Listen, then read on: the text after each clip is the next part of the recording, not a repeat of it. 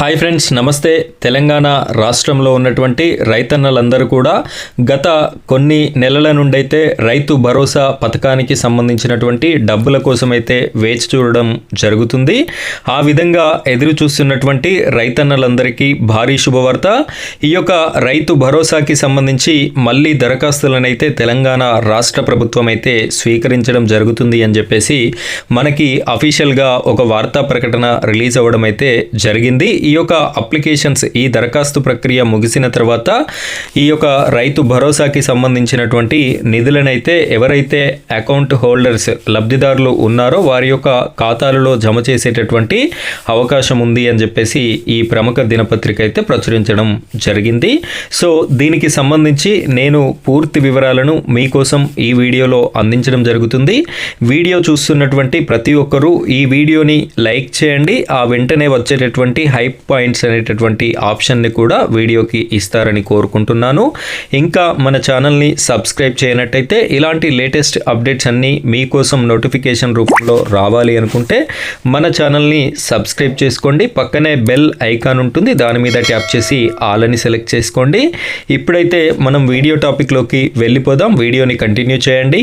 Friends, ఇక్కడ చూడండి, రైతు భరోసాకి దరఖాస్తులు అని చెప్పేసి మనకి కనిపిస్తుంది. సంక్రాంతి తర్వాత నుంచి అవకాశం, అనంతరం భరోసా నిధులు విడుదల అని చెప్పేసి కూడా కనిపించడం అయితే జరుగుతుంది. మనందరికీ తెలుసు, గతంలో ఉన్నటువంటి బీఆర్ఎస్ ప్రభుత్వం అయితే రాష్ట్ర ముఖ్యమంత్రిగా ఉన్నప్పుడు కేసీఆర్ గారు రైతు బంధు పథకాన్ని అయితే ప్రవేశపెట్టడం జరిగింది. రైతన్నకి ఆర్థికంగా చేయూతనివ్వడానికి ఈ పథకాన్ని లాంచ్ చేయడం అయితే జరిగింది. ఎకరానికి 10,000 రూపాయల చొప్పున ప్రతి సంవత్సరం ఈ పథకం ద్వారా రైతన్నలైతే లబ్ధి పొందేటటువంటి అవకాశం ఉండేది. అయితే ఇప్పుడు కొత్తగా రాష్ట్ర ప్రభుత్వం, తెలంగాణ రాష్ట్ర ప్రభుత్వం, కాంగ్రెస్ సర్కార్, రేవంత్ రెడ్డి ముఖ్యమంత్రి గారైతే ఈ యొక్క పథకం పేరుని రైతు భరోసా పేరు మార్చి ఎకరానికి 12,000 రూపాయల చొప్పున లబ్ధిదారులకైతే అందించడం జరుగుతుంది.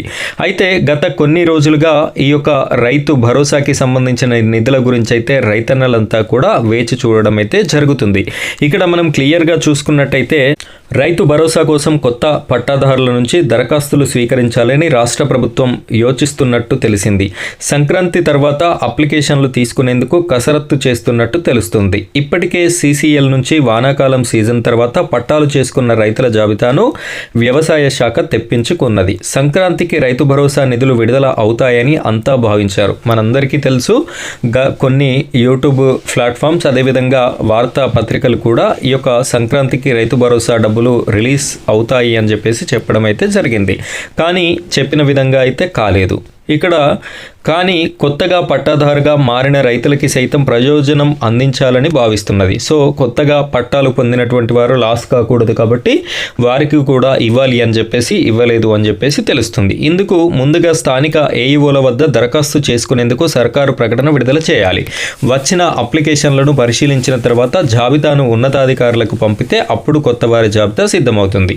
సో ఈ కొత్త వారికి రైతు భరోసా కూడా ఇవ్వాలి అనేటటువంటి ఉద్దేశంతో వీరు సంక్రాంతికి విడుదల చేయలేదు అని చెప్పేసి అయితే తెలియజెప్పడం జరుగుతుంది. సో ఇక్కడ శాటిలైట్ సర్వే అని చెప్పేసి కూడా మనకి కనిపిస్తుంది. శాటిలైట్ సర్వే ఆధారంగా సాగు చేసిన భూములకు మాత్రమే ఈ పథకం వర్తింపజేస్తామని ప్రభుత్వం ఇటీవల ప్రకటన చేసింది. ఇందుకోసం ప్రభుత్వం వ్యవసాయ యూనివర్సిటీతో కలిసి పంట భూములను గుర్తించే పనిలో వ్యవసాయ శాఖ బిజీగా ఉంది.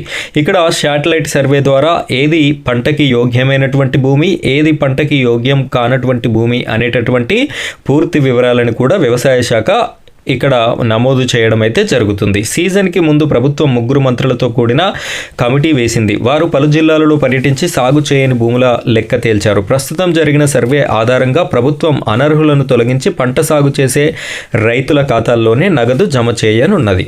సో దీని ప్రకారం ఎవరైతే పంటని పండిస్తున్నారో పంటకి ఆమోదయోగ్యంగా ఉన్నటువంటి భూములకి మాత్రమే రైతు భరోసా అందిస్తాము అని చెప్పేసి కరాఖండిగా ఈ యొక్క రేవంత్ రెడ్డి గారి ప్రభుత్వం అయితే చెప్పడం జరుగుతుంది. సో ఫ్రెండ్స్, ఇది ఈరోజు మన వీడియో టాపిక్. ఇలాంటి లేటెస్ట్ అప్డేట్స్ కోసం మన ఛానల్ని సపోర్ట్ చేయండి. Thank you friends, thank you very much.